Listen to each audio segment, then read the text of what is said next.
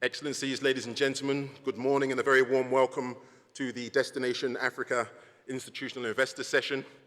I think you can see from the number of chairs that we have, this is a very popular topic.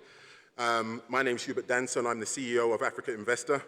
I'm also the chair of the CFA New York's Asset Owners Advisory Council, representing institutional investors from around the globe with assets under management or advisement in excess of $20 trillion US, and I'm going to be the moderator for this particular session. We're really going to be focusing on the role that institutional investment can play, is playing, and should play as far as Africa is concerned, with a particular focus on all asset classes, but we're really going to be going into some detail on infrastructure as an investable asset class. We're going to be looking at some of the risks, how the risks are managed and contained, the different types of stakeholders, how we're collaborating and coordinating some of our efforts, and how I think many of you have seen over these last 2 days and also last year, the power and the genius of the Africa Investment Forum as that co-investment platform, as that ecosystem, the role that it can now play to evolve and intermediate and crowd in more long-term capital and institutional investment from both the continent as well as internationally. It's my pleasure now to start this panel to invite the President of the African Development Bank, President Adesina. It was interesting yesterday in the President's panel where we got a sort of a bit of a quote from, I think it was President Kagame, which said, "Just do it." You know, that's the narrative that we should really take, the approach, the mindset that we have the opportunity to take within our own institutions. We know the challenges, but we're bigger than the challenges. We know the old narrative, but we are the new narrative. And I'll give you a perspective about this gentleman that is going to come up and give the opening remarks. We share a common friend. This friend happens to be the largest asset owner on the globe. I had the privilege of sitting down with him because we were looking at a few transactions during the recent World Bank annual meetings in Washington. He told me about his encounter with President Adesina. To cut a long story short, he was so impressed, he's made a commitment of $2 billion for next year that will be mobilized into green bonds in Africa. So I think I'm going to borrow another South African adage, and it's called, "It's possible." And I want everyone in this room to recognize that you've been hand-selected to be here because we know that you have the capability to make things happen within your institutions, within your ecosystems. So we are really, as part of the Africa Investment Forum, looking to engage you into understanding and working with us to share that knowledge about making things possible and changing the dynamic. So as President Adesina would say, Africa is bankable, we're investable. Mr. President, the floor is yours.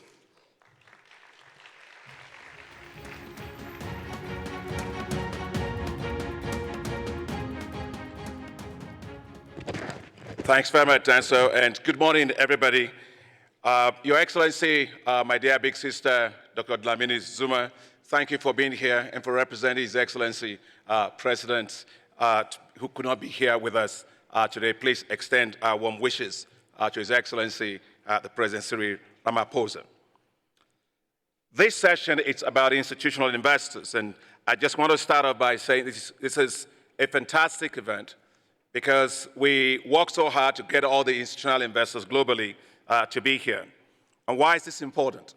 If you look at investors, institutional investors, private pension funds, sovereign wealth funds, and also global asset managers, total assets under management, $145 trillion right now. If you look in Africa, $1.8 trillion of assets that are actually all under management.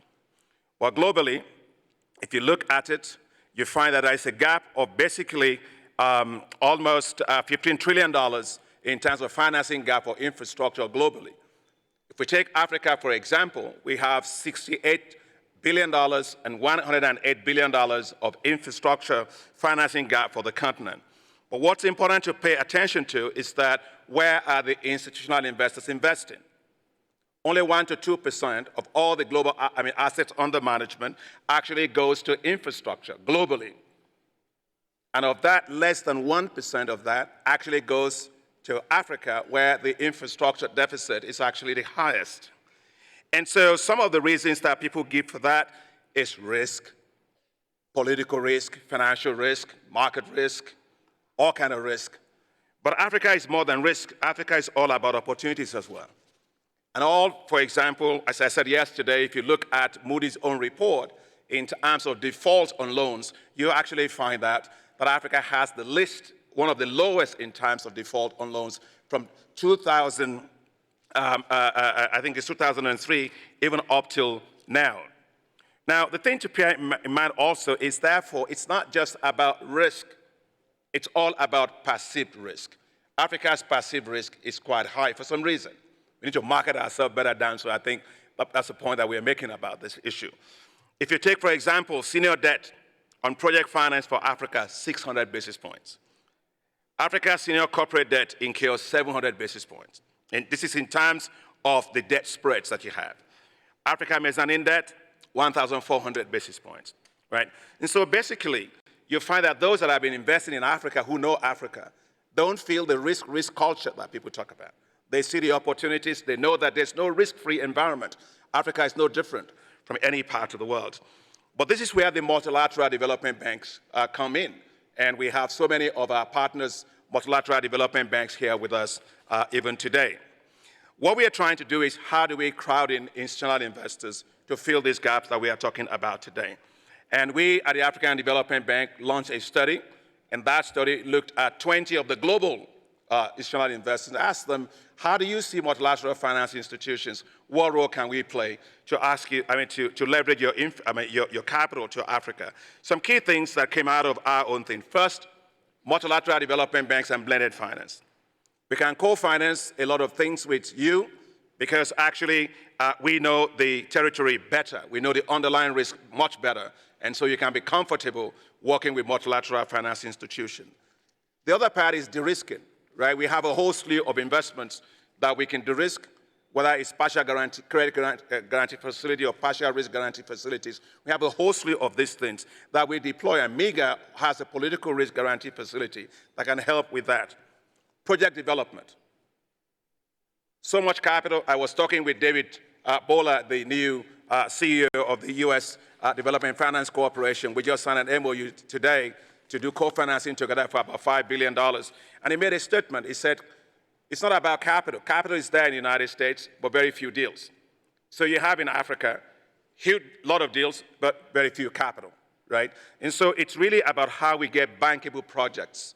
And that's what the Africa Investment Forum and our partners all here are doing, project development, and making sure that we can actually originate quality deals that you can have confidence in.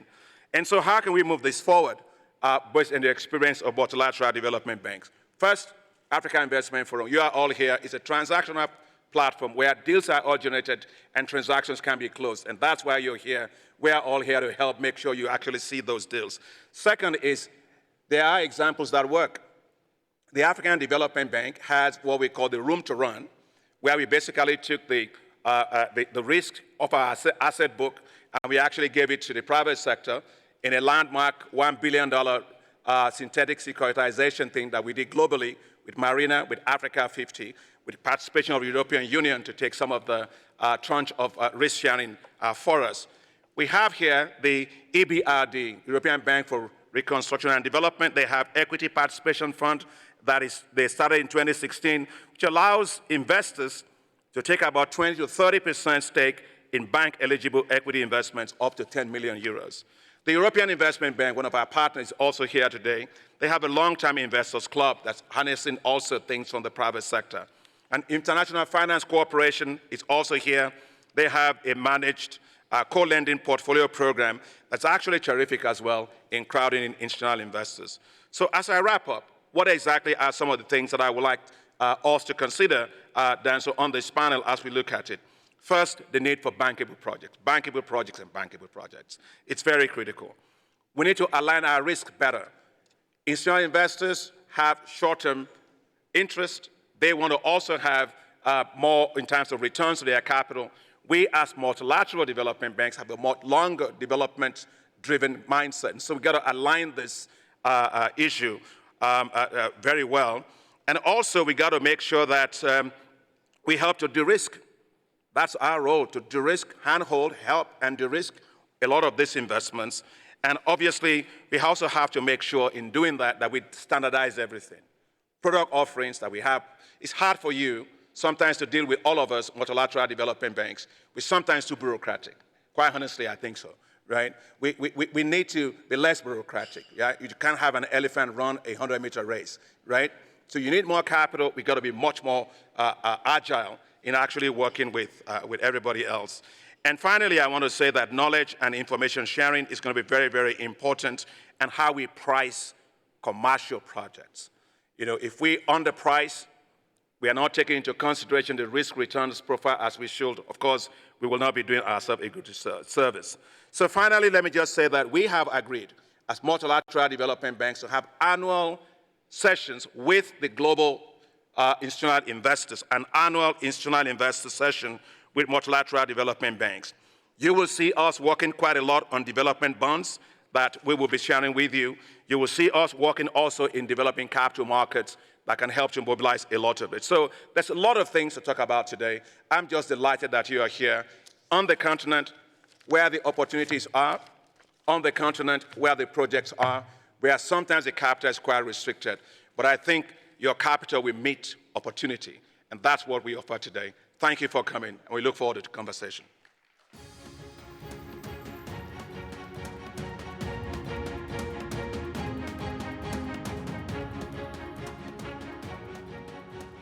Thank you very much, President Adesina. You have really set the tone. I think you've given us some very clear and distinct direction. Naturally, I think if we borrow from the saying, it takes a village to raise a child, I think the child here is mobilizing it and increasing institutional capital pools into the continent. So I'm delighted to call on my colleagues, my elite and distinguished fellow panelists and speakers to come and join us to really unpack a number of those issues that you tasked us to really come up with some solutions for. So I'd like to call our first panelist, and please give a round of applause as he enters, Mr. Uche Orji, an asset owner, a sovereign wealth fund from Nigeria. He's the Managing Director and Chief Executive Officer of the Nigerian Sovereign Investment Authority. Next, we're very pleased to have the newly installed Adam Bola, as President Adesina mentioned, who is the Chief Executive Officer of the United States International Development Finance Corporation. We have Shola David Bora, who is the Chief Executive Officer for the Africa regions at Standard Bank, one of our leading Pan-African banks. We have one of South Africa's largest pension funds, represented by Linda Matiza, who is the Chief Executive and Principal Officer at Eskom Pension and Provident Fund. We have Mr. Larry Knox, who is the Chief Executive Officer of Sovereign Infrastructure Group from the US. We have Mr. Richard Ingram, who is the Executive Director for Teachers Retirement Systems of Illinois. And we have Mr. Rob Hertzov, who is the Chief Executive Officer and founder of Africa Invest.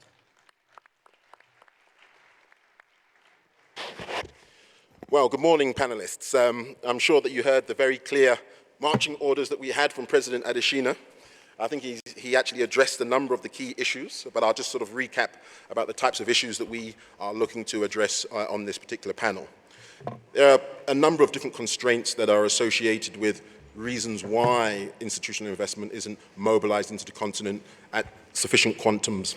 So we're going to be looking at some of the binding constraints and coming up with some solutions about how we can crowd in more institutional investment, in particular into African infrastructure. The second goal for this panel, by way of an objective, is to identify very specific opportunities for collaboration between African institutional investors, pension funds, sovereign funds, insurance companies that are investing, and their international peers. This is a practice that's going on all around the world. Just recently at the G7 meeting, you would have seen that there's a new constituency of G7 institutional investors that have come together to support the goals. We have very clear plans on the continent about how we'd like to drive our own development, take our own views on the risks, and then engage with international partners. So this is something that's going to be at the heart of our discussion today.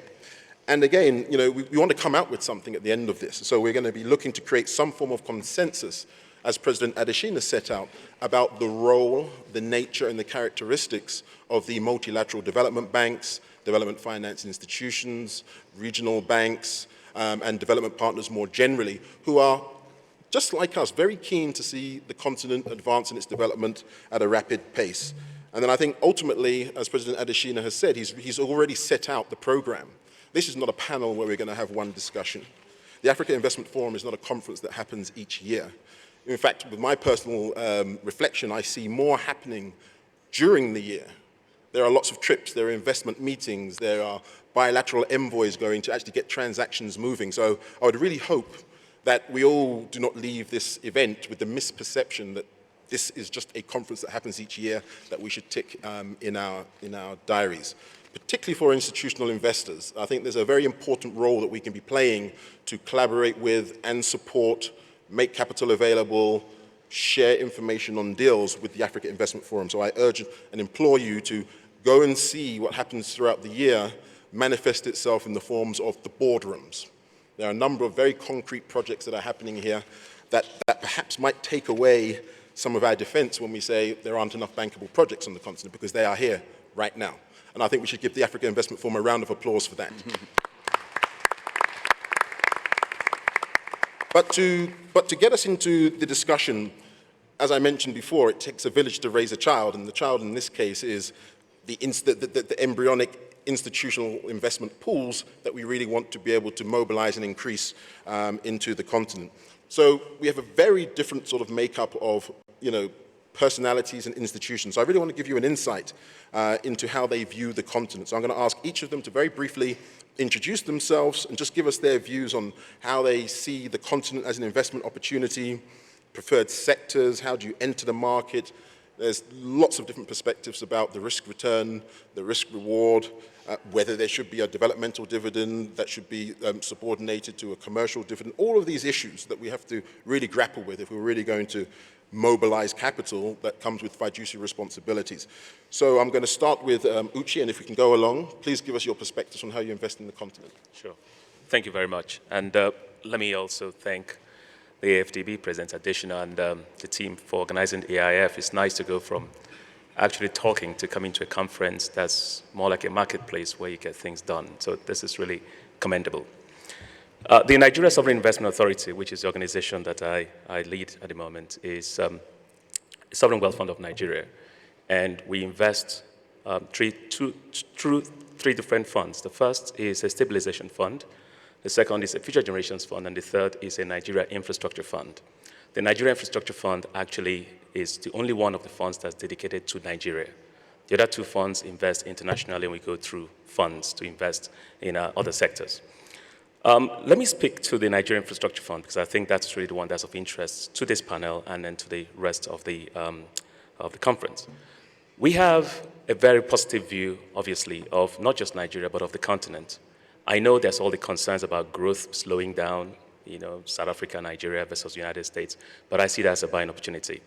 Our key areas of focus are agriculture, healthcare, toll roads, power, and gas industrialization. There are three things we do. The first is we make direct investments. And by direct investments, we sponsor projects, we co-develop projects, and we invest. We also co-develop projects and co-invest. And one of the things we've done successfully, and we hope to do more of, is the creation of co-investment funds. We've had one for agriculture, and we are working on one now for industrialization. The third thing we do is we actually invest in market infrastructure. And I think this is important, because the reason why Africa has struggled is because market infrastructure is deficient in some places, and therefore trust does not exist. So we have to work on building trust. We have to work on fixing the market infrastructure. One of the things we've done is, and we talked about this earlier, is the creation of InfraCredit. InfraCredit for us is a very interesting landmark investment for the NSI, which we sponsored along with Garantco. And recently, the AFDB invested in InfraCredit. What does it do? It actually allows pension funds to invest domestically. It also creates a platform for us to reduce the cost of capital in the country. We've invested in 6 other institutions that actually address market infrastructure. The way I view the continent is very simple. I think this is a buying opportunity for 2 reasons. Market infrastructure opportunities are being built. Sovereign wealth funds like ours exist. We're a co-investment platform. You come to Nigeria to invest, you co-invest with us. I think that to some extent helps you relax and helps you build a little bit of trust. The second thing is we're also working on mobilizing domestic capital in the country, which at the moment is significant but not yet efficiently used. And I think this is what makes it really phenomenal with these market infrastructure opportunities. We have big pension funds that are growing. Getting them to co-invest with us and international investors should help us address more of these deficiencies. So that's how I see it. Thank you. Thank you very much. Adam, congratulations again on your newly established institution. Last year, your colleagues were here saying it's coming. By the next Africa Investment Forum, the institution will be properly incorporated and functional. You were looking for deals last year. I'm hoping that you've found deals. Please share. Well, thanks, and thank you for having me here. As you mentioned, I'm the CEO of the new International Development Finance Corporation, or DFC. And I think the really important thing about DFC is we've got double the amount of capital we had before at $60 billion. And I will note I was very excited about that until I heard about the ADB 200 billion, and now I'm feeling bad. I'm not as excited. But we have very much of a mandate to drive investment into this continent. And not only did we get $60 billion in focus, but we got the ability to invest in equity. We didn't have that before. The significant amount of flexibility to invest in technical assistance. And so I think what you'll see is our focus more and more on the continent. And a few things for us that we believe in. One is partnership. And just recently, in fact, really recently, about 30 minutes ago, with the president, we signed an MOU with ADB. We are both alike in that we believe that it's very important to move beyond just an announcement to specific deals. So we're already starting to align closely on what deals we can do. So I think you'll see us much more as a player in the region. We believe in balance of investment. We'll be looking at everything from large infrastructure projects all the way down to getting dollars to individual people because we believe by creating jobs and growth and stability, that's important. The final thing I'll note that's really important about DFC are what we believe from a foreign policy perspective as the United States, and I think this is important. What we believe is that a strong and sovereign African nation and African continent, nation by nation, is critical to our own success. And so I think you'll see us investing in places where we are empowering the sovereign country. We are empowering local workforce. We are not interested in overly putting on debt. We're interested in sustainability. And so we're very excited about the transformation that's happening in Africa and to play a role in supporting that. Thank you, Adam. I'd just like to stay with you a moment. There's a constellation of US agencies that you also have the benefit of being able to leverage into the mix. Could you perhaps just give us a very high-level introduction to that? I think Prosper Africa we've heard about. Yeah, absolutely. So you brought up Prosper Africa. So Prosper Africa is the United States version of saying, listen, we have a lot of tools here. So as I said, me at DFC, I represent $60 billion. Well, what about USAID and all of the aid we give? What about the Export-Import Bank, XM, right? So XM has another $100+ billion. And all too often in US government, we operate independently. We don't coordinate. And so Prosper Africa, by way of example, is an ability to say, hey, not only are we sitting here talking about investment in emerging countries, but we're also talking about major import-export financing. We're talking about aid. We're talking about, so how can we bring all of the power of the US government to bear? And one of the things that I really appreciate, and I'm sure many of you are aware of the Power Africa initiative. And when I think about really great US initiatives on the African continent, I think about Power Africa and driving power. I think about PEPFAR in terms of focusing on AIDS and what we've done there. I mean, those are great initiatives that have grown that I think as an American I'm proud of because they've made a big difference in partnership with our friends on the African continent. And Prosper Africa is the way to say, listen, we've got two examples here. They've worked. Let's expand that out to a lot of sectors, whether that's infrastructure, whether that's women, whether that's entrepreneurs, whether that's healthcare. So it's really an ability to scale much beyond where we started, which was around the energy side. Okay, fantastic. I think in his opening remarks, President Adesina said we can't have elephants trying to run the whole 100 meters. So I'm glad that you've been able to bring that sort of coordination and cohesion so that we can get better leverage, particularly through the US agencies. And that's probably a good and important lesson to colleagues in this space. I think we saw very early on that the G7 tried to look at better policy cohesion, better policy coordination for institutions that are looking to allocate to infrastructure and Africa. So I think that, again, has manifested itself in the direction and the ideals that, you know, the Africa Investment Forum is actually delivering. So that's very, very useful. Thank you. Shola, great to hear your perspectives. Thank you, Herbert, and it's great to be here. Standard Bank has a very clear purpose, which is to drive Africa's growth. We strongly believe that we have to support the integration of African markets with global markets. We've been on the continent for 156 years. We are the largest bank by total assets on the continent, $148 billion. And we have a presence in 20 markets, which covers about 80% of sub-Saharan Africa, across West, East, Central, and Southern Africa. Our clear focus is making sure that we can tap into the growth sectors on the continent.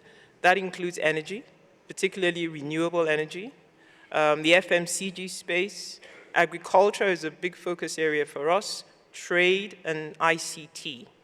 We also bank the entire value chain, so right from retail, small businesses, all the way through to corporates, and big infrastructure projects.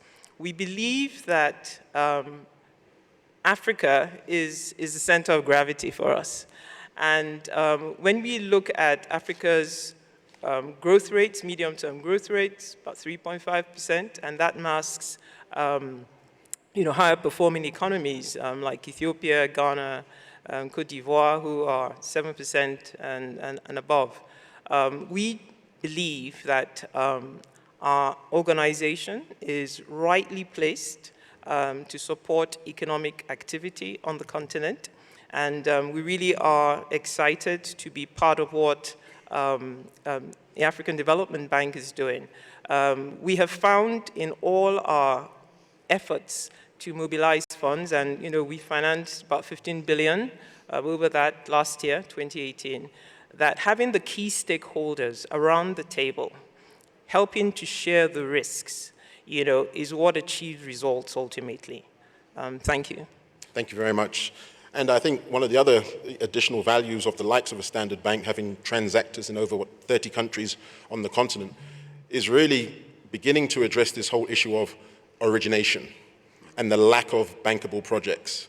Now, do we want the average public sector investment professional promoting a transaction, or could we better leverage the likes of some of the investment transactions and structures that exist within probably nearly every single office that you have across the continent, or at least in the headquarters? So I think on the bankable and the origination side, I think that could be quite interesting. But I will also note, I don't know if you saw, they're advertising the airport. You have a great ad campaign. Thank you. I told my team to copy it. Okay. Is that okay? Even in the Standard Bank Please blue. go ahead.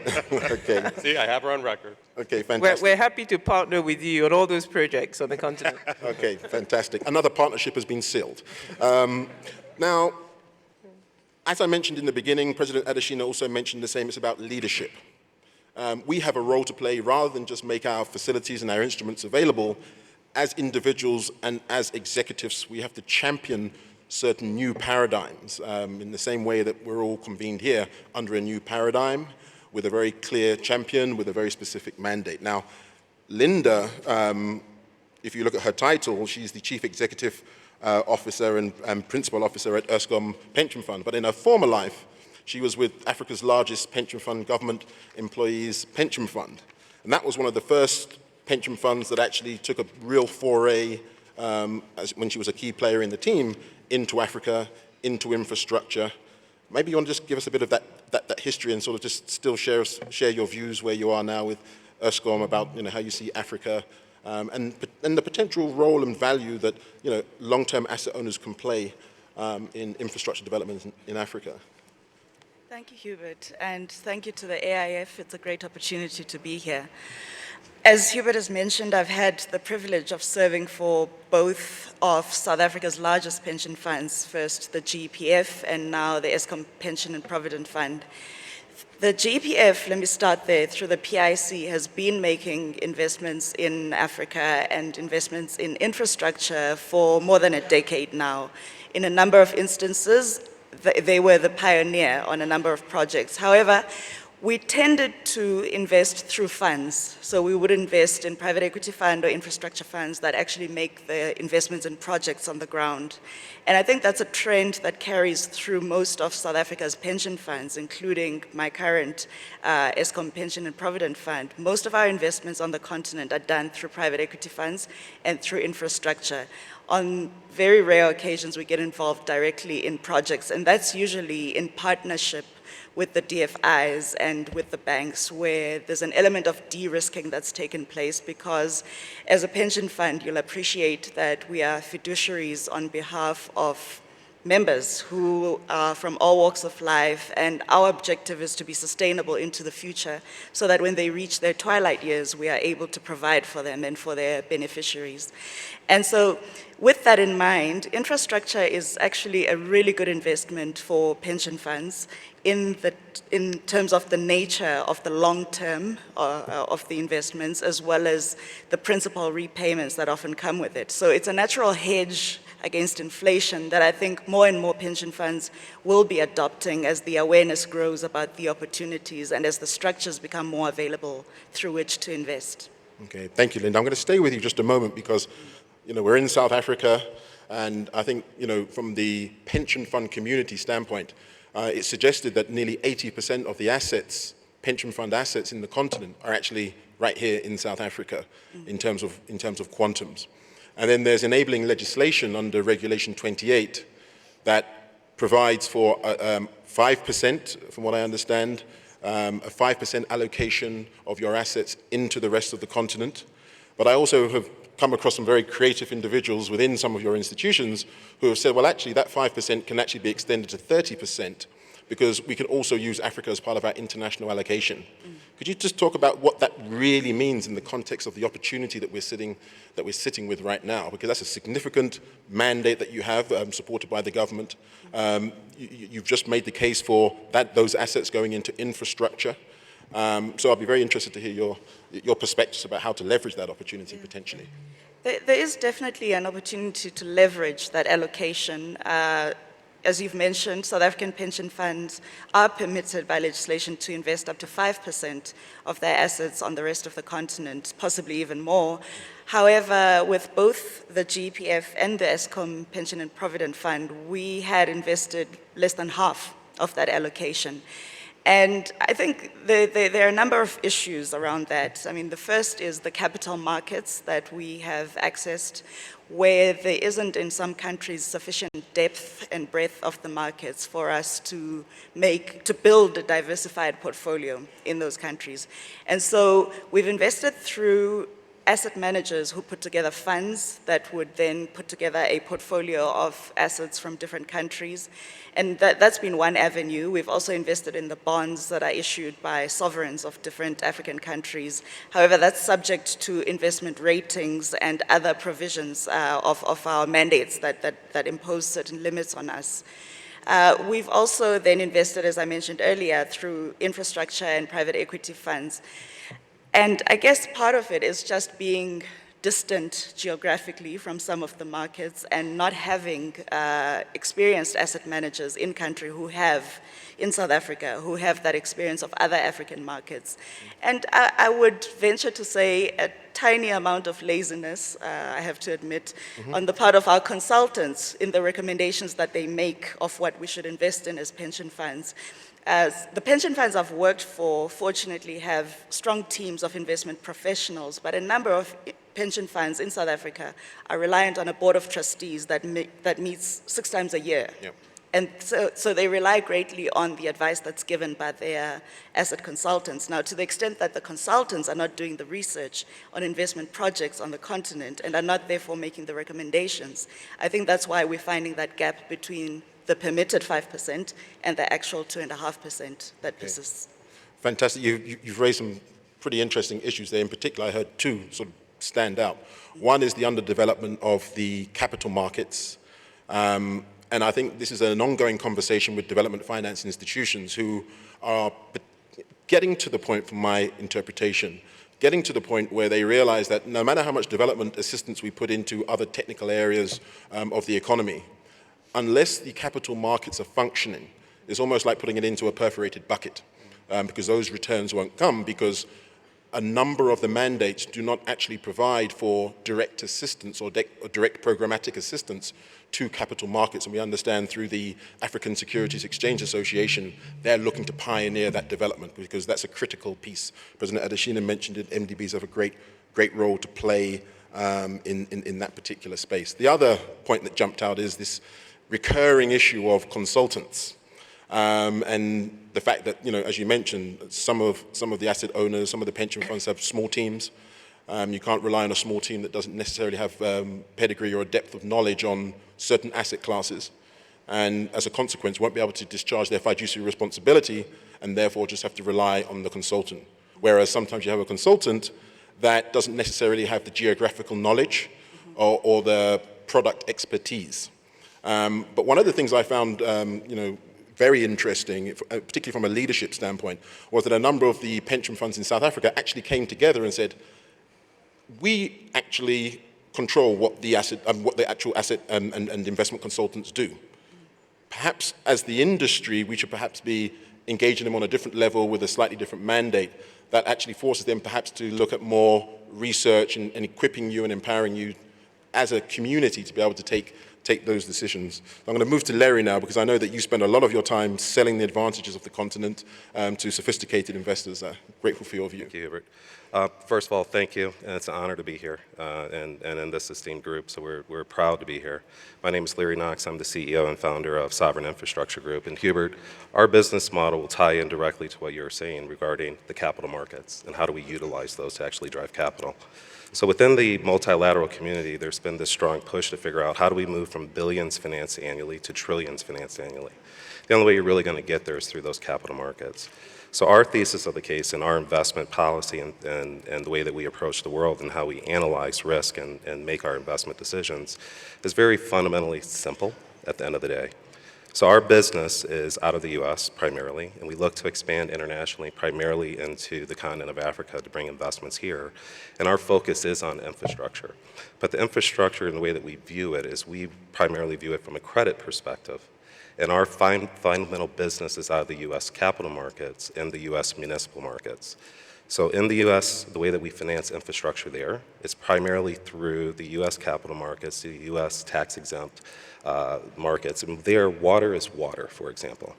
So if you're going to finance a water project in the city of Chicago, or you're financing a water project in Johannesburg, from a credit perspective and from a fundamental engineering perspective of building water treatment facilities, finishing the water, delivering the water is the same no matter where you are on the globe. So from a credit perspective, you're the same.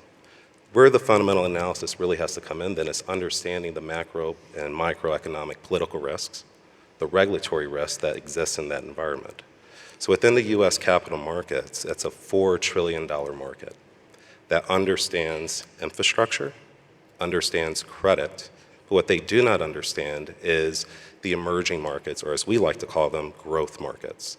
They don't understand the various vagaries associated with that. And so through our partnership model, what we do is we work closely with the multilateral community, very specifically the African Development Bank and the AIF, to help navigate that. So what we do is we create kind of the corollary, if you will, of the U.S. muni markets by working with the African Development Bank and the various multilaterals on the continent to kind of create that same environment from a regulatory risk management standpoint to understand the regulatory as well as the political risks of the areas that we invest in to create products that the U.S. pension markets, this $4 trillion market, can really understand and be able to translate that from an intellectual capital standpoint or from a technology financing standpoint to say credit is credit. We'll work with the African Development Bank and their team to manage the political risk and to help drive that forward. And what we found is that that argument holds true because it's a technical argument that is very sound. But more importantly, it gets back to your conversation about the consultant community. The consultants, what they do is that they also understand that model. So it helps lower the barriers to entry, if you will, for being able to adjust and gain allocations from these institutional investors to start to translate those capital investments onto the continent. Okay. Thank you, Larry. I just want to stay with you. I mean, that story, I mean, it's working. Help us understand, during Climate Week around the UN, I think there was about $30 trillion worth of asset owners that were convened. And as it related to infrastructure, the suggestion was there's a very clear new normal in terms of asset owners allocating to infrastructure. And the suggestion was that that new normal is 3 letters, ESG. Correct. And the majority of infrastructure transactions and projects that are not structured to be ESG compliant miss an opportunity to access a 20 trillion plus ESG driven pool of capital. Does that come across in It does come across, but the way that we view it is slightly different. And I'll go back again and kind of use the U.S. markets as a corollary and define what we do as opposed to kind of municipal infrastructure, just based on the U.S. side, as more importantly as international municipal infrastructure financing.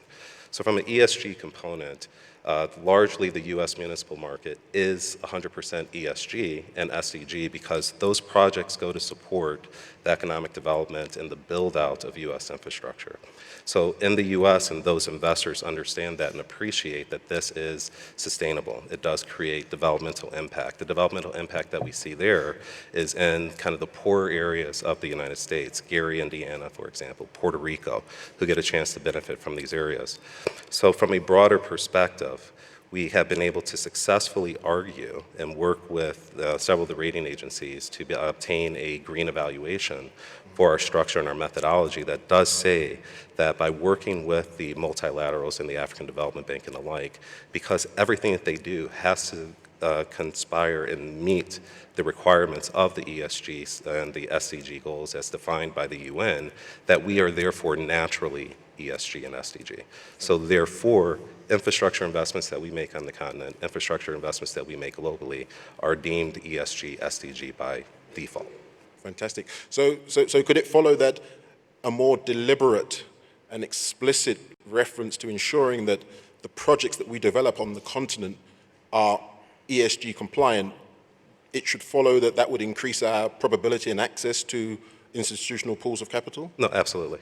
Absolutely. And it's about changing the narrative, right? And I think earlier we were having the conversation about it. For a long time, the narrative has been developmental focused, right? We focus on the risk. Instead, our narrative is, let's talk about the returns, right? We understand risk. Let us manage that. And we're trusted to manage the risk. So we can then steer the conversation to the areas that they really care about, which is, what is the return? Yep. And what is the return profile that's available to them? Fantastic. Thank you, Larry. I mean, the risk issue, I think President Nshina again mentioned it at the beginning. It's probably more to do with perceived than it is actual. And I think, Richard, when we first met some years ago, and we were all enthusiastic. We were on the panel in Atlanta amongst a number of pension fund colleagues. And someone in the panel mentioned that it's probably perceived to be a very exotic investment to even allocate to Carlyle. Now you're advocating Africa. But here you are today. So please tell us your story. Thank you, Hubert. Before I do that, though, I want to take a second, a personal privilege. I'm sitting here as a person whose very unskilled rugby days are far in the rearview mirror. But it's a real privilege for me to sit here and say to the continent, and especially to South Africa, congratulations and well done, Boka.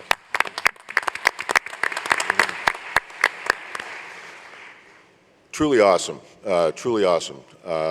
in so many ways. I'm so happy for you. Yeah, so here we are, right? And this is my third trip to Africa this year. All three trips have been due to the support and the friendship of the folks at USAID and the MEDA initiative that USAID has created together with NASP in the US. I would not have been able to come without that support. And what I learned immediately is there's no substitute for actually being there and experiencing it and breaking down the walls that do exist and understanding of what the opportunities are. And I was describing to folks earlier, the first trip was curiosity. The second trip was expectation because I'd seen in the first trip what the possibilities might be. The second trip was starting to do the work of identifying who the partners might be that we could work with. The third trip, this one, was emotion. And I really found myself as we were approaching to land, feeling a very emotional tug to, oh, this is, I'm coming back to a place that's very special and that I've come to really appreciate and love.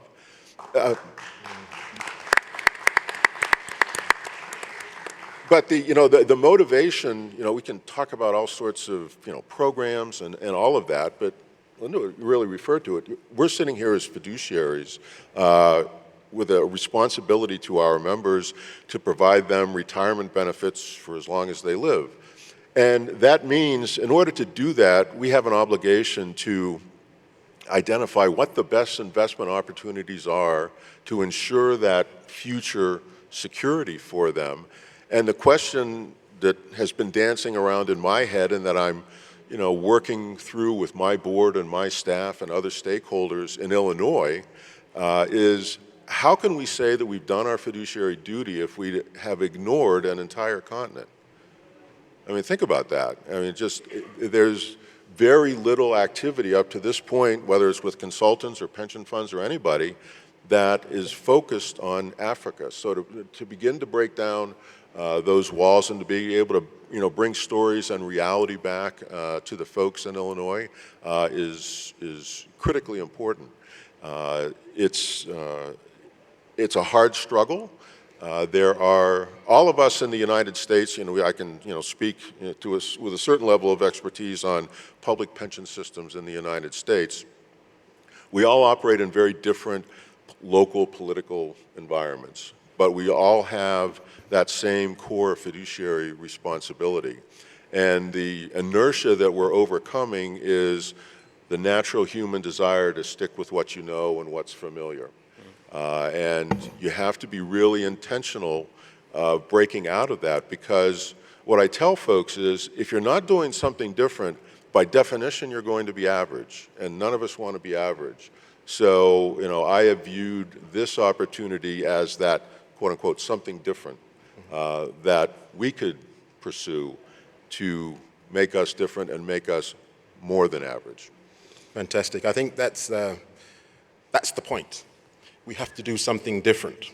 And besides, as you mentioned, all of the different instruments and all of the different support you could have got from some of the agencies, it was, and I won't belittle it, I'm just saying it was as simple as subsidizing a trip for you to come and see the continent for yourself can make a huge difference. And we exist in a continent and an ecosystem of development finance and development partners that actually have trust funds and lots of technical assistance budgets that could potentially be applied more to this particular constituency that would have a very significant impact. I know from the MEDA experience myself, we've worked with them for a great number of years. As you know, there are a number of allocations that have been made as a consequence of USAID funding just travel or subsidizing travel and accommodation. Now, I think doing something different, not to be average, means that a number of our development partners potentially should potentially look at those budgets that we have, that we fly people to conferences, because you're a $56 billion pension plan. So typically, we might look at you and say, from a development lens, well, if you manage $56 billion, surely you can cover the cost. But the catalytic effect of being able to just subsidize your trip could unlock more than we're protecting, because we're not prepared to think or do things a little different. So I'll move on to you, Rob, because you also advocate some of these simple but innovative approaches. Yes, the mission for Invest Africa, my business and my other Africa-focused businesses are very simple. To sensibly evangelize investment in Africa. And investment is more than due diligence, it's trust. And when you speak to international investors, which we do every day, to institutions, ultra-high net worths, and family offices, and we've done 182 meetings and calls with family offices this year alone to evangelize Africa, it is down to trust. And you need to, it's the truth, the whole truth, and nothing but the truth, so help me Africa, in this case. And when we look at Africa and we try and explain the continent to investors overseas, many of whom, and in America, I must add, a lot of whom haven't been to Africa and really don't understand it, because maybe they didn't take geography at school. No, it's a we real need awful. it is a problem. We need to be very clear and try and synthesize the opportunity. And how we do it is we have 4 metrics: optimistic, cautiously pessimistic, and pessimistic, for countries, for sectors, and for opportunities. And when we explain Africa, 54 countries, we try and synthesize it into, we believe, and this is our view, there are 16 countries in Africa that are investable, of which I would invest my own money in 8 of them. Now, I know you want to know which they are, but we'll leave that for later. So it's very simplistic, but it gets straight to the point, and this is countries and sectors. Fantastic, thank you. I think I'm going to move on to Adam now, because I know he has a hard stop, and we're glad that you're here, but we know you have to leave at 12. But from the asset owner's perspective, okay, we've mobilized all the pools of capital, everyone's on board, we're ready to go. Fundamental question is, are there the assets? Are there the bankable projects, in addition to and supporting what the AIF are driving? And there's this recurring suggestion, Adam, that to get the pension funds comfortable to be able to allocate in the first instance, one might look at some concepts that have proven successful elsewhere in the world. And those concepts are described as asset recycling and asset refinancing. In other words, the suggestion is greenfield risk is probably too high for the classical, first time at least, or even more seasoned institutional investor, pension fund or sovereign fund. And a lot of these assets that have already been financed sit on the balance sheets of some of the development finance institutions and banks, and that selling down a portion in terms of an asset recycling could actually create the sense of alignment for the risk-return reward that some of the pension funds are looking for. I'm just interested to get your view on that. Yeah, I think that's a fair point. And I want to hearken to a couple things that were said, just in terms of pension fund or other interest in Africa. And just to give you a sense of dynamic and how I think it'll evolve. I think one of the issues you have if you're a pension fund in the United States with a lot of capital is you've been doing pretty damn well in the United States. Our stock market has done very well. And so when you talk to, and I've had this discussion both with pension funds as well as with private equity firms, you have a question around why change or why educate yourself? And so, but let me give the counter to that we're talking. One of the things I find is very well correlated simply to investment returns is the amount of opportunities there are versus the amount of capital there is, right? Between that and growth rates, those are probably, if you want to look at a vintage of a private equity firm, where they do well is when people are not as interested in a down area. And so I think one of the things, and your approach could help to get pension funds, et cetera, but forward-leaning pension funds are going to recognize the fact that you have a dynamic here with a lot of opportunities and not enough capital. That's a good dynamic. You mentioned before in your discussion around growth rates, or I think you were talking about growth rates, Ethiopia, Ghana, other places.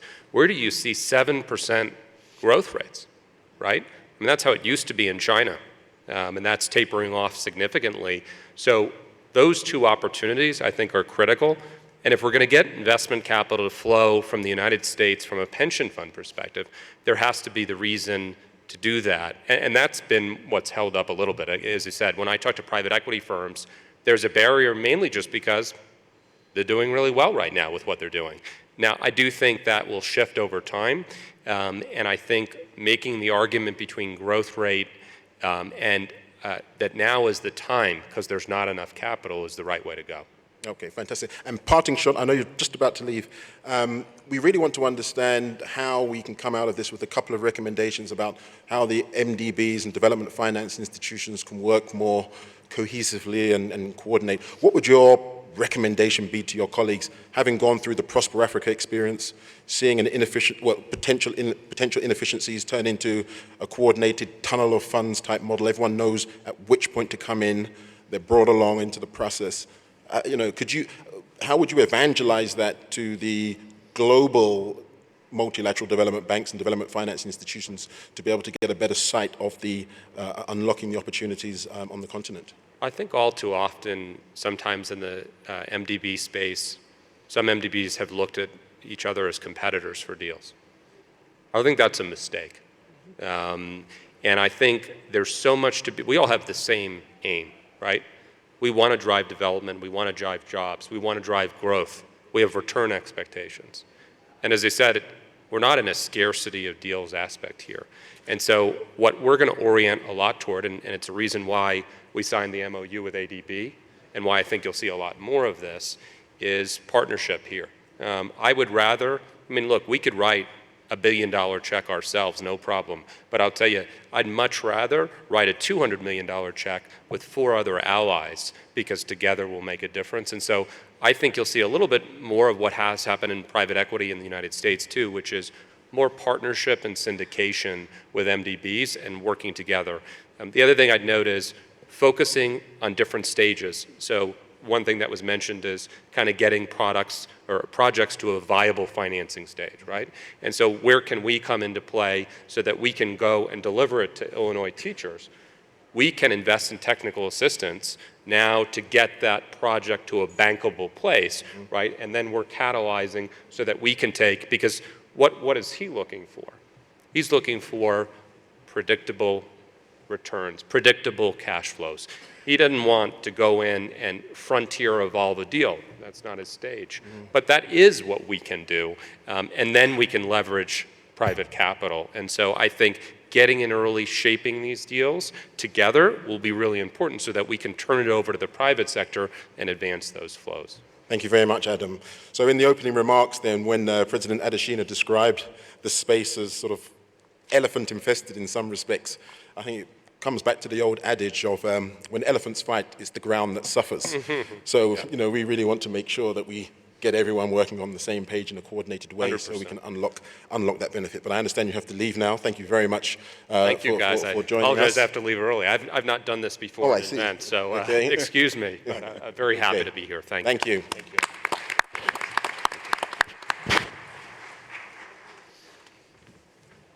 So Uche, I'm going to come to you, and then we're going to go for a round of questions. And again, I'm staying with this bankable and bankability sort of issue in terms of where's the pipeline. We've got enough capital, we've got enough development finance, we're overflowing with instruments. People have been encouraged to optimize their balance sheets better, to crowd in institutions like your own. But then you bump into this thing in the market, which is very controversial, but people keep repeating it. Unsolicited bids, the procurement time to actually develop a project, pent-up private sector infrastructure project development capacity, not being left alone to develop a project where they have expertise and getting caught up in a procurement process. Just tell us your views about that, because we understand we're living in a different time now. We have to think differently, we have to act differently, and we are seeing unsolicited bid transactions such as Natigal in Cameroon that's recently been done happen. Is there a best practice that you'd like to see that would help you and colleagues be able to get involved, a very transparent, unsolicited bid framework that works? Do you think that would help crowd in your capital? Thank you for that. I think that's a very interesting question, because one of the first things we did at the NSIA was to write a policy for unsolicited bids. And that's really important, because if you don't have a proper framework around it, you could get easily overrun. And this is Nigeria, where deal development, deal solicitation is like how much time do you have in the day, right? People will just keep putting deals on your desk. But there are quite a few issues, first of all. We need to separate deals that are prepared from deals that are aspirational. And most of what I have are aspirational deals that turn up.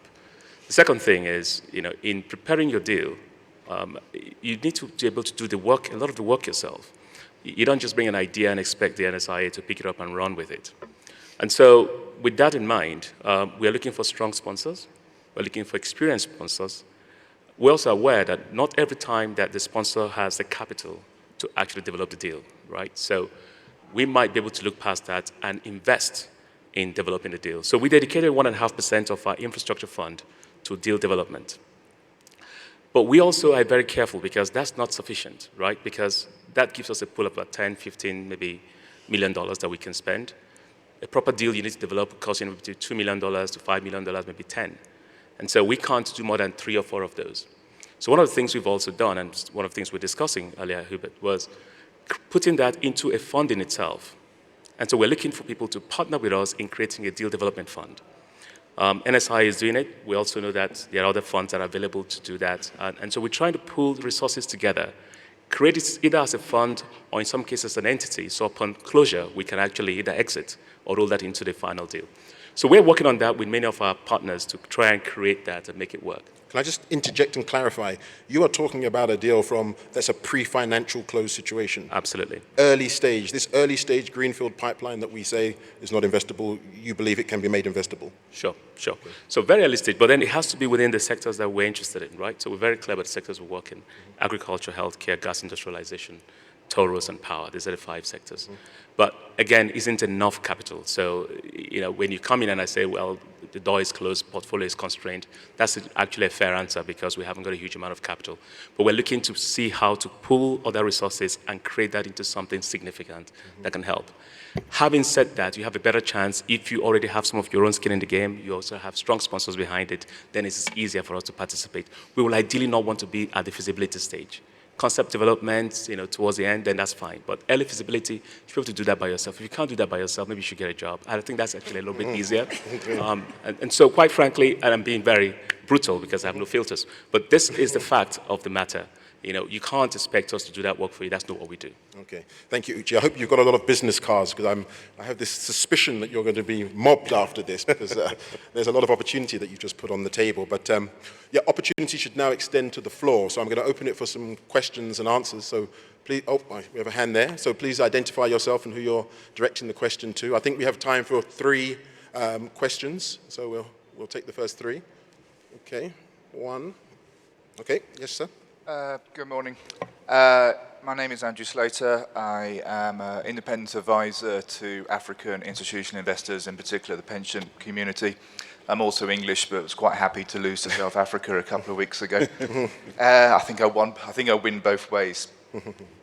More a general comment to make rather than a question.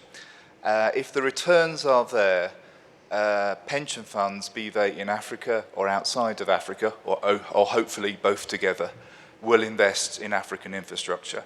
I know that firsthand from my conversations with the African pension funds. The sentiment is no longer, should we invest in infrastructure? It is, how do we invest in infrastructure?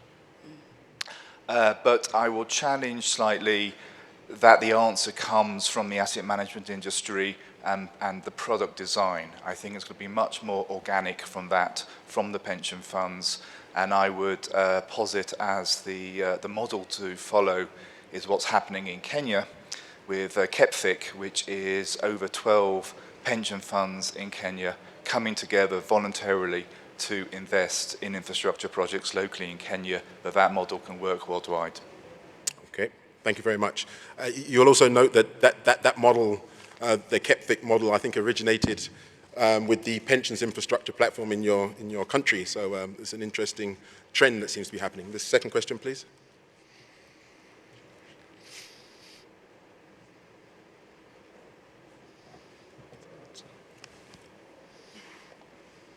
Can we have the microphone to the speaker, please?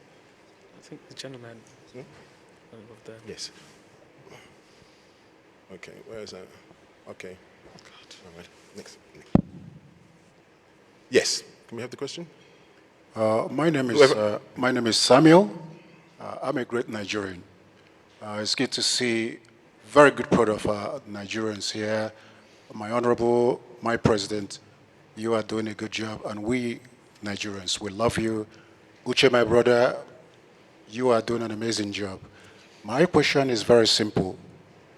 We sit down all the time with great players, people that are extremely excited to come into Africa to help us create jobs and reduce poverty. But the challenges we're having here that have been said and on and on and on and on, it's about bringing projects to bankability. It's an issue we have, we don't know how to solve it.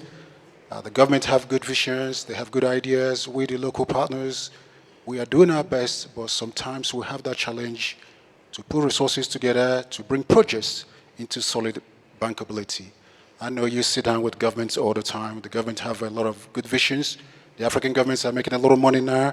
If they can help us, when they bring deals to us, if they can put it together properly, then when we sit down with lenders, either from China, Turkey, UK, where I base, Rob, it's good to see you, that will help us get deals done that can help create jobs, reduce poverty, empower our women, but to tell our leaders to leave a legacy for not only this generation, but for the generation to come. Thank you. Thank you very much. The microphone could go to this gentleman over here, please.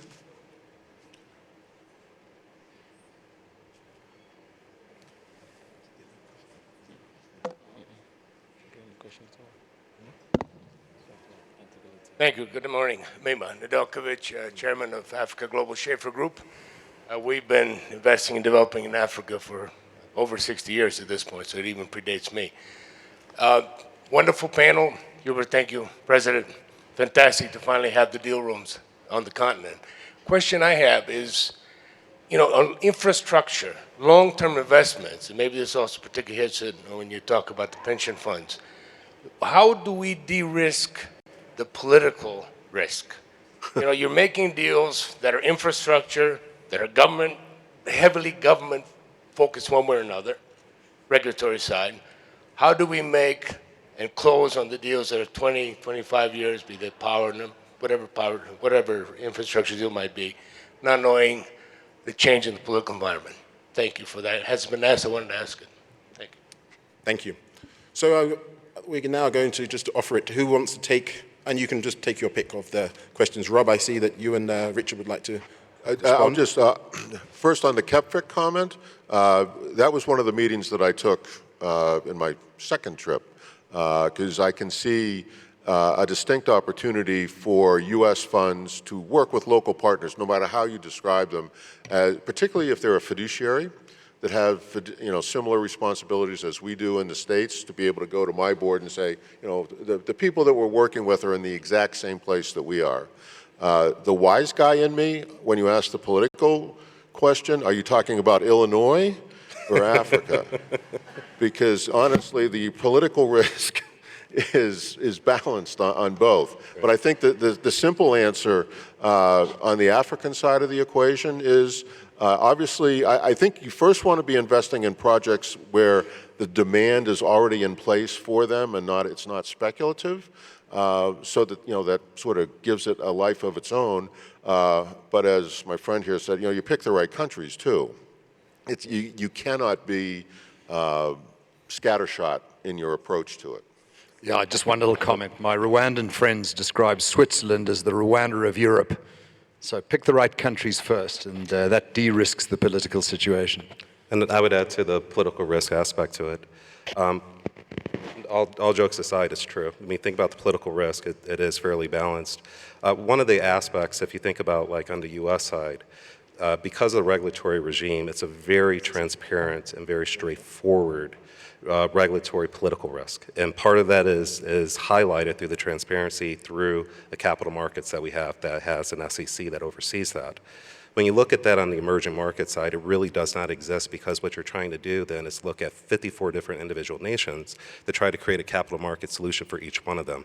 That is not our approach. What we look at it is that the multilateral community acts as kind of the de facto regulator through their work and their multilateralism and having all the countries being members of that.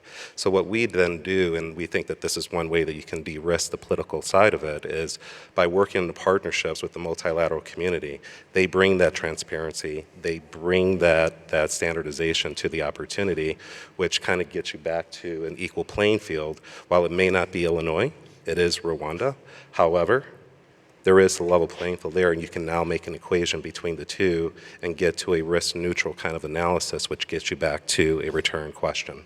Okay, just on the KEPFIC, I'll come to you as well, Uchi. The KEPFIC is essentially a constituency, it's a consortium of Kenyan pension funds that had some technical support from the World Bank Group to come together as a national co-investment platform, as a key interlocutor for international pension funds to be able to co-invest alongside a collective of national pension funds. And I think that's a model that we have seen proven in other parts of the world, and I think it could certainly lend itself to unlocking a lot of institutional capital country by country.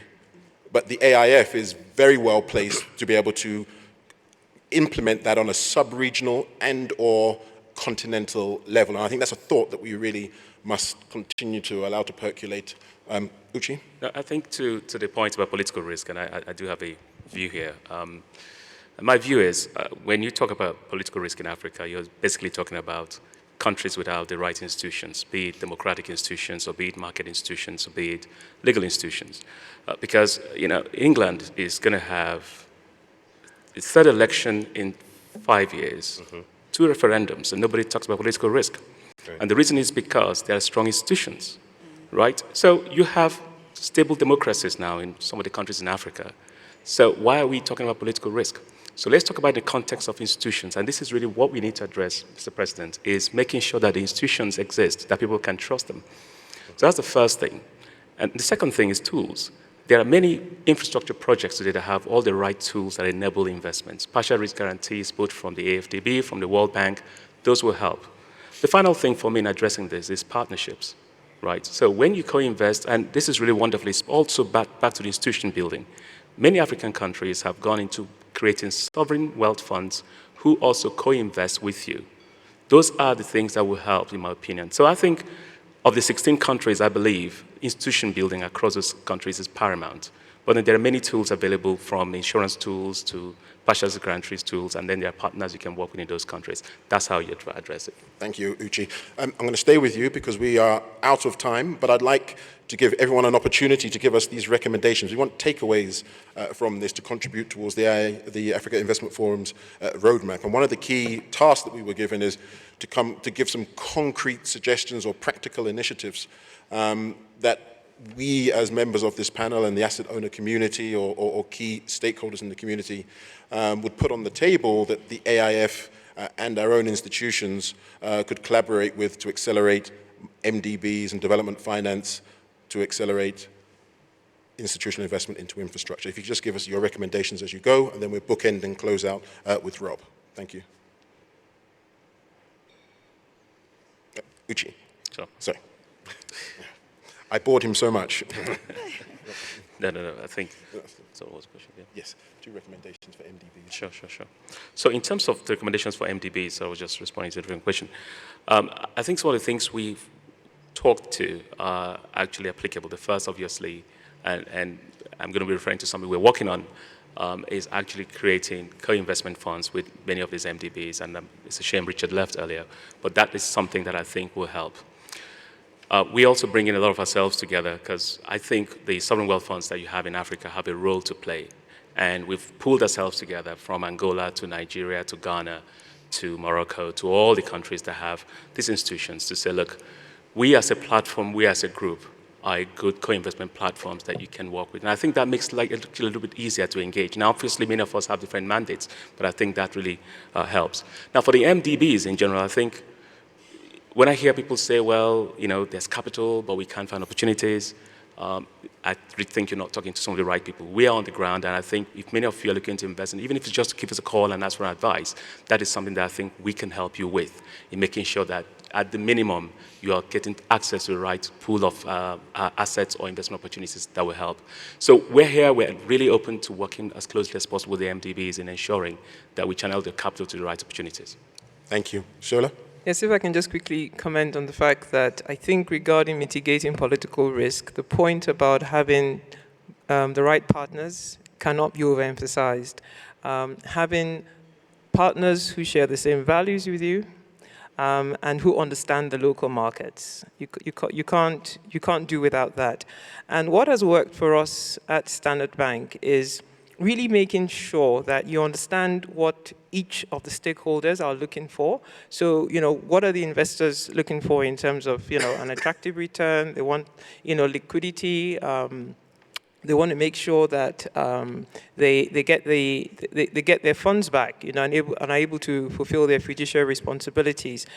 Doing a lot of background work and actually bringing together the different stakeholders we have found invaluable. A lot of the work has to take place before the actual forums that bring them together. But if you do the right work, you'd be amazed that the right solutions are drawn up because you've got the key stakeholders and you get the right structures that fit particular projects.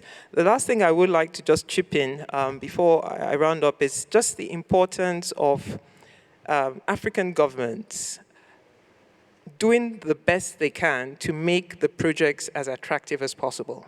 This involves being pragmatic about commercial solutions, not emotional, making sure that they're cost-reflective tariffs.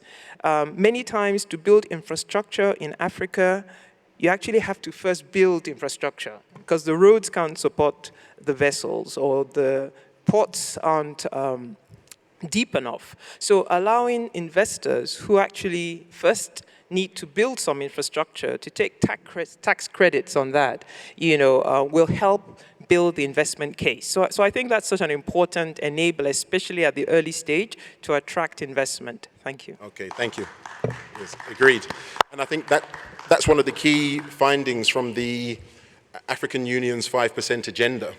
And the suggestion was that there was a misalignment between the expectations of the public sector when they develop and structure a transaction linked next to the investment criteria and investment policy statement prerogatives that sit with the asset owners. So within the 5% agenda, the suggestion is that the asset owner community makes itself available and makes its expertise available to governments much more than it does today to be able to assist structure, or at least as governments put the programs together, they're familiar and aware of the investment criteria from the potential asset owners that they would seek to crowd into the programs going forward. Linda. I think what we haven't done so well as South African pension funds is to collaborate more. And the Kenyan model is an excellent example of how it can be done for us. We do have some industry associations, but I guess they haven't been as deliberate about committing funds to infrastructure or to other investments in other African countries. And that's a focus that I think we haven't had so far. And perhaps with the right kind of technical support, yes. It's an initiative that I would certainly be happy to be on the board of. Fantastic, thank you. Larry? Thank you. It almost sounds like a cop-out, but I think that the takeaways and what we're doing is very similar to what the African Development Bank has done, along with the African Investment Forum, which goes back to your point earlier, creating strong institutions, right? Those strong institutions allow for standardization, transparency, and efficiency that allows that capital to flow. It's very hard for institutional investors to analyze 54 countries, of which 16 of them may be investable, of which 8 may be selected. So how do you create that environment? It is what we're doing here and why we're here on this stage, which is to create strong institutions that gives the regulatory environment that corollary that allows that capital to flow through. Fantastic. I think that's a brilliant point because the data that we've historically been putting into the market. We put out some great reports. We spend millions, tens of millions of dollars each year on reports. But when you analyze them, I'm not sure how many of them actually talk about the investment return, the risk-reward profiles. And if we're looking to talk to a financial sector, a sophisticated institutional investor, perhaps we might start looking at different content. And that's definitely an area that I know that there's a lot of budget within our own institutions as well as development partners. Richard. I think my idea is something that we've already started talking about, sort of amongst our friends with USAID and others, is, how can we bring Africa to the States? I mean, it's not possible for the people that should be here. You'd like to think everybody could get here, but they can't. So what can we do? What can we put together in terms of sort of a roadshow, if you will, of the key organizations that we can visit with some of the key state systems around the country, and let them know that there is this infrastructure of support for investing in Africa that they may not appreciate or know. So I think that's what's next. Are you suggesting take the AIF on a roadshow to the US, which is? It's Chicago. Chicago. Okay, all right, there we go. Territoriality. Rob? Hubert, the problem with going last is you feel like all the ideas have been taken, and I had only two things to say, and one just went right here, and that was reverse missions. Let's make sure we get the South African and African and Nigerian pension funds to America, because I know it's very difficult for you guys to travel. You have to get permission, and it is complicated. And the second prescription is the MEDA program by USAID. I think it was a very small amount of money, has been immensely effective, extraordinarily effective, because it has got people like Richard here to visit, to put his feet on the ground, and slow education, 2-3 years of coming back and forward, pays off. One quick example, thank you to USAID, is Chicago teachers have now invested $20 million in Africa as a result of that program. And just to finish up, Hubert, I want to thank you on behalf of the whole panel for excellent moderating. In fact, some of the comments you made were some of the prime comments today, so congratulations. Thank you. Well, I'm glad the check cleared, but I'd like to give the floor to President Adesina to close us out. Well, thank you all. This has been a terrific panel, and I think that there's a lot that we have learned as MDBs from here, but just a couple of thoughts from me on this as we close. First is that it's clear that from growing from billions to trillions, you don't go to where the billions are, you go to where the trillions are. And so the multilateral development banks are going to be working very closely with you all to be able to tap a lot of those trillions into where we believe they need to go when we talk about sustainable development. The second one is that there's quite a lot of diversity. We've had quite a lot. You have small institutional investors, you have large institutional investors, you have those, like you were saying, that you invest through other asset managers, you have large ones that can actually, they understand better, they have the capacity, they can take on more risk. So one has to understand that differentiation as we try to go forward with regard to that. The third one is that, and this one is just for the pension funds and sovereign wealth funds of Africa. You see, a sovereign wealth fund is a sovereign wealth fund of a country. And when you have a lot of sovereign wealth funds and pension funds of Africa invested outside of Africa in money market instruments that are earning negative real rate of returns, what's that? And why will our sovereign wealth funds become the sovereign wealth funds of others? You lend those monies there, then the African countries go back to go and raise euro bonds. They borrow their money back at high yields. It's their money, right? So I really think it's time to change our perception on that. If we are not investing in the continent, why do we expect anybody else to be doing that?